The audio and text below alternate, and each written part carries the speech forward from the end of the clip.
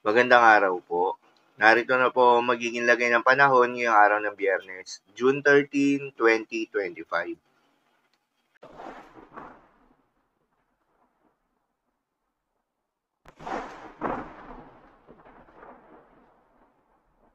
Sa kasalukuyan na tayo sa pag-asa, yung binabantayan na low pressure area sa loob ng Philippine Area of Responsibility ay nagdevelop na nga bilang isang bagyo na pinangalanan ng pag-asa na Bagyong Auring at nakakaapekto sa may extreme northern Luzon. Dahil dito ay asahan yung maulap na kalangitan na may kalat-kalat na mga pagulan at thunderstorms. Habang patuloy pa rin nakakaapekto itong southwest monsoon o hangin habagat sa buong bahagi ng Luzon at western section ng Visayas.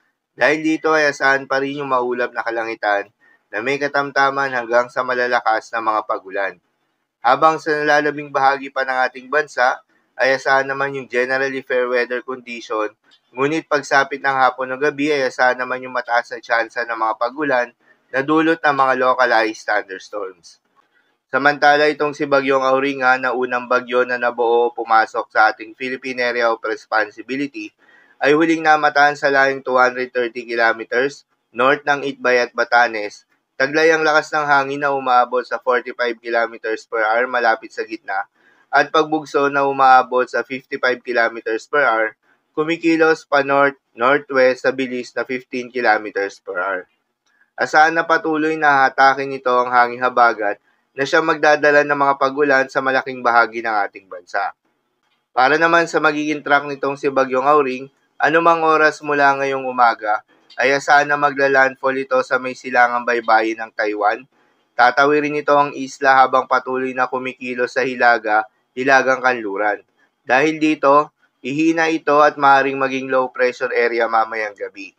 Paalala lamang po na mga nasabing forecast ay posible pa rin pong magbago. Kaya naman patuloy lamang magantabay sa mga update nating ilalabas at ng pag-asa. Para naman sa magiging lagay ng panahon ngayong araw ng Biyernes, dahil nga sa epekto nitong southwest monsoon, asahan sa Pangasinan, Zambales at Occidental Mindoro ang paminsan-minsang mga pagulan.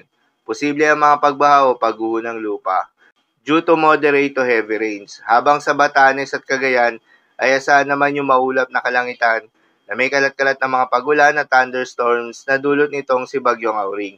Posible rin ang mga pagbaha o pagguho ng lupa due to moderate to heavy rains. Habang sa Western Visayas at nalalabing bahagi ng Luzon, ay asahan rin yung maulap na kalangitan na may kalat-kalat na mga pagulan at thunderstorms. Dulot naman yan ng southwest monsoon. Posible rin ang mga pagbaha o pagguho ng lupa due to moderate to at times heavy rains.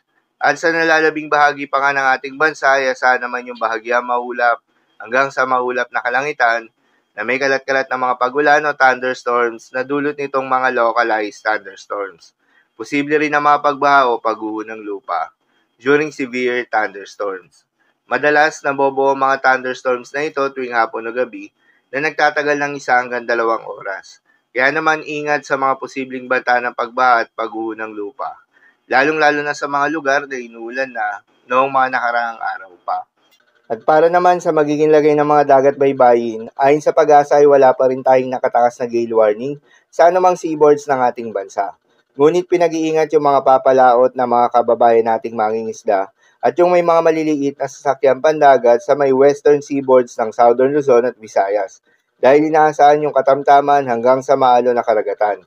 At sa nalalabing seaboards ng ating bansa ay asahan naman yung banayad hanggang sa katamtaman ng mga pag-alon. Ngunit iba yung pag-iingat pa rin, lalo na kung meron tayong offshore thunderstorms activity. Asahan yung paglakas ng hangin at kaakibat nito ay pagtaas rin ng mga pag-alon. So, lamang po para sa lagay ng panahon ngayong araw ng Biyernes. Keep safe everyone.